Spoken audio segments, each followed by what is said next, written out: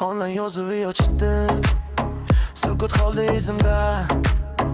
Birgina salomam yetmadi bizning hikoyamizga. Har safar chatni o'qisam, ko'zim seni izlaydi. Yozgan har bir harfim ichimdagi dardni tinglaydi. O'qildi degan belgi ham nasib bo'lmadi menga. Yubormadim oxirgi xabarni, qoldirdim o'zim bilan. Tunlar guvoh bo'ldi jim qolgan satrlarga. Ko'nglim to'lib ketardi aytolmagan gaplarga.